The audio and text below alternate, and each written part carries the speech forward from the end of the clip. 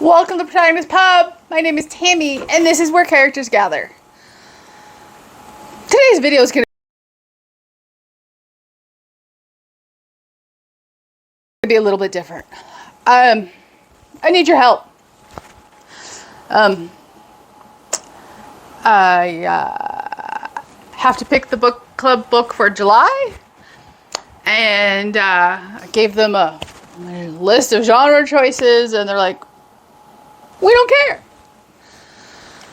I'm having trouble narrowing it down, so I thought I would come ask you nice people if you have a preference. Since you get the video of the book club month, I thought I'd throw it in there. So, there are 8 choices on my deck, in the stack, of which I have read 1. I gave them a choice of summer romance, ancient world historical fiction, Scottish historical fiction, medieval historical fiction, sci-fi, and summer romance. I think I said that. So I have a selection. Let me know what you think. First up would be Summer Sisters by Judy Blume. I will read you the back of each of them. In the summer of 1977, Victoria Leonard's world changes forever when Caitlin Summers chooses her as a friend. Dazzling, reckless Caitlin welcomes Vix into the heart of her sprawling, eccentric family, opening doors to a world of unimaginable privilege, sweeping her away to vacations on Martha's Vineyard, an enchanting place where the two friends become summer sisters. Now, years later, Vix is working in New York City. Caitlin is getting married on the vineyard. And the early magic of their long, complicated friendship has faded. But Caitlin begs Vix to come to her wedding, to be her maid of honor. And Vix knows that she will go, because she wants to understand what happened during the last shattering summer. And, after all these years, she needs to know why her best friend, her summer sister, still has the power to break her heart. I love Judy Blume. I don't know. Next up, Library Find. Summer by the Sea by Jenny Hale. Faith will never forget the one summer she found her first love. She thought they would be together forever, only for her younger sister Casey to steal the man of her dreams. Faith and Casey have been estranged ever since. But at the request of their grandmother, Faith agrees to a family reunion. Both sisters will spend the summer at the beach where their feud began. Faith has not seen Casey in years, but she has spent too long holding on to the pain of her sister's betrayal. She's finally ready to forget, if not forgive, old hurts and enjoy the sunshine in what was once her favorite place in the world. What she's not ready for is her unexpected chemistry with Jake Buchanan, the present-day owner of her beloved beach house, or the feelings he ignites in her. But to make this summer one to remember, Faith will need to learn to open her heart and rekindle the bond she and Casey once shared. Again, it just sounds good. This was on my June pile of possibilities and anticipated 5-star reads for the second quarter. That would be A Game of Kings by Dorothy Dunnett. Back says, combining all the political intrigue of Game of Thrones with the sweeping romanticism of Outlander, Dorothy Dunnett's legendary Lyman Chronicles have enthralled readers for decades and amassed legions of devoted fans. The first book in the series introduces Dunnett's unforgettable anti-hero as he returns to Scotland with a wild plan to redeem his reputation and save his home. The year is 1547. Scotland is clinging to independence after a humiliating English invasion. Paradoxically, the country's freedom may depend on a man who stands accused of treason. He is Francis Crawford of Lymond, a scapegrace nobleman of crooked felicities and murderous talent, with a scholar's erudition and a wicked tongue. Clawing his way back into a country that has outlawed him, and to a family that has turned its back on him, Lyman will prove that he has both the will and the cunning to clear his name and defend his people. no matter the cost. So my book group before I joined read Outlander, and they all love it.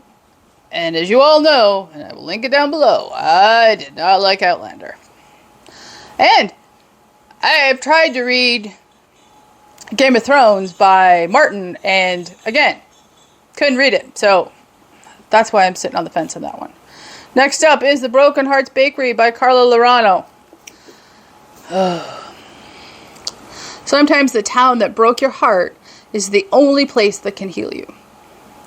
When Gemma Van Buren left her hometown of Haven Ridge, Colorado, she swore she would never return. And she's kept that promise, leaving old shadows behind and building her reputation as one of LA's preeminent family law attorneys. But when her lifelong best friend begs Gemma to come stay with her teen stepdaughter while she's on a business trip, she does not have the heart to refuse. She'll simply keep a low profile, do her honorific aunt duties for Taylor, and be gone before anyone notices. But Haven Ridge seems to have a mind of its own. And before she knows it, Gemma finds herself caught up with new friends and old rivalries. When Taylor is targeted by teen bullies, Gemma does the only thing she knows how to do: ply her honorary niece with baked goods and words of affirmation.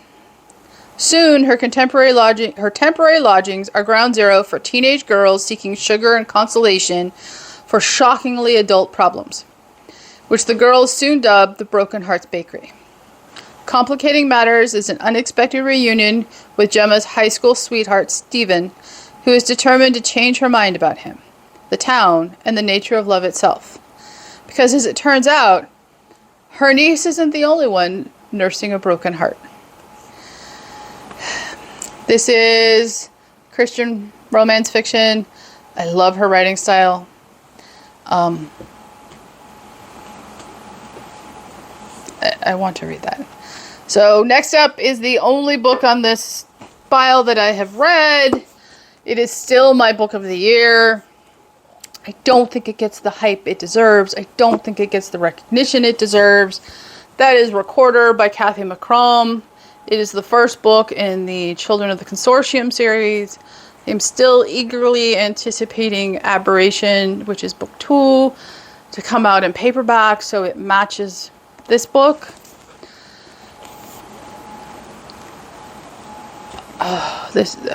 I love this book. Here's the back. The Consortium is all, but Recorder can no longer obey. Recorder has no family, no friends, and no name. Donated to the Consortium before birth, her sole purpose is to maintain and verify the records. A neural implant and drone ensure compliance, punishing for displays of bias.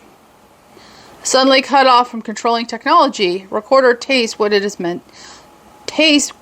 it means to be human. But if the Consortium discovers her feelings, everyone she knows will be in danger. With no name, no resources, and only an infinitesimal possibility of escape, Recorder's time is running out.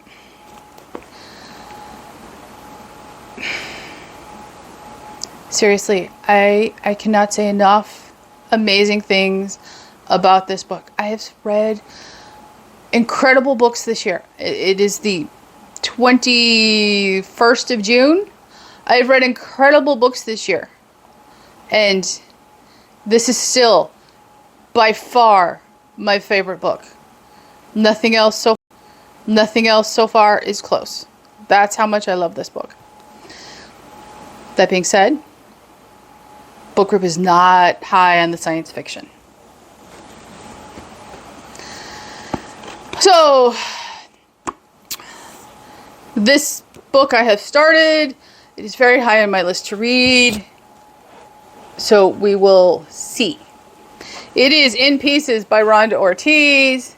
This is Catholic fiction, Christian fiction. I will read you the back. Certain things ruin a girl's reputation, and madness is one.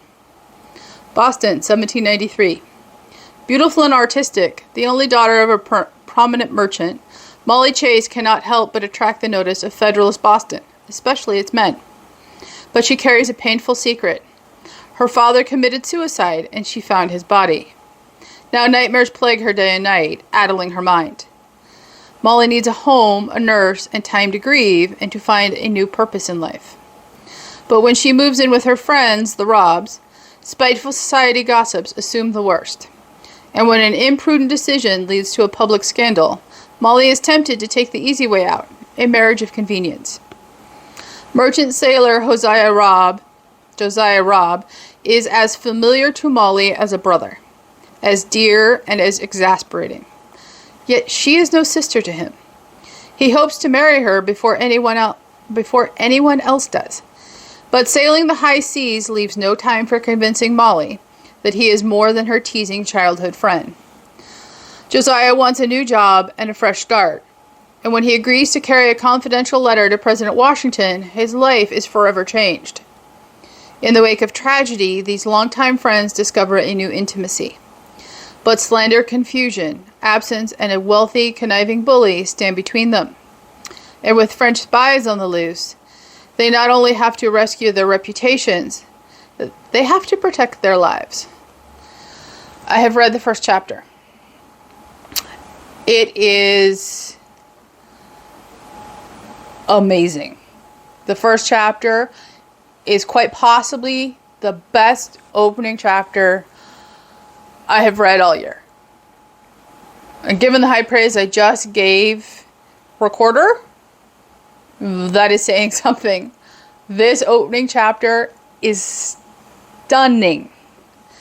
It is mood setting, and it is evocative, and it is just, you want to dive in.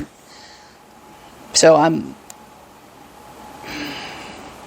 very much wondering if Next up would be the Memoirs of Cleopatra by Margaret George. Another one on my anticipated 5-star reads for the second quarter. We will not get through this before the end of June. Like I said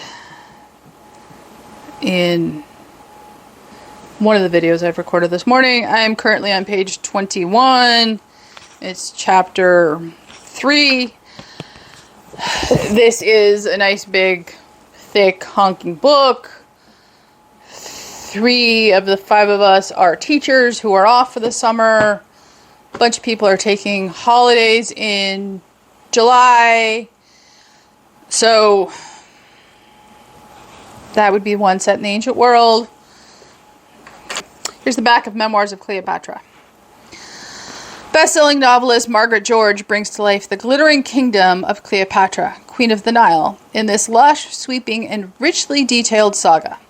Told in Cleopatra's own voice, this is a mesmerizing tale of ambition, passion, and betrayal, which begins when the 20-year-old queen seeks out the most powerful man in the world, Julius Caesar, and does not end until, having survived the assassination of Caesar and the defeat of the second man she loves, Mark Antony. She plots her own death rather than be paraded in triumph through the streets of Rome. Most of all, in its richness and authenticity, it is an irresistible story that reveals why Margaret George's work has been widely acclaimed as the best kind of historical novel, one the reader cannot wait to get lost in.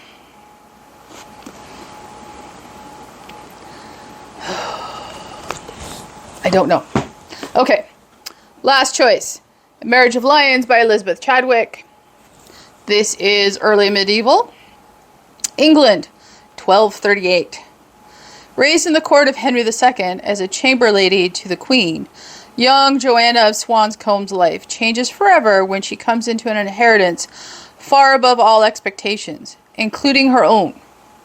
As she grapples with the changes in status, Joanna's arranged marriage to the king's charming, tournament-loving half-brother William de Valence causes ripples among established courtiers angered by the privileges bestowed on newcomers. While Joanna and William strive to build a life together, England descends into bitter civil war. The newlyweds falter as William is forced to run for his life, and Joanna must use her wit and courage to outfox their enemies and prevent them from destroying everything she and William hold dear. I love Elizabeth Chadwick, as you know, from my historical fiction video, which I will link down below. So, there are the choices. I don't know what to pick. I really don't. If you guys could leave a comment down below, I would greatly appreciate that. Book club is at 6 on Friday, so if you have a comment, I would greatly appreciate it, and I will let you know on my roundup video on Saturday what I ended up choosing. Please comment down below, like and subscribe, and I will see you here next time at the Protagonist Pub.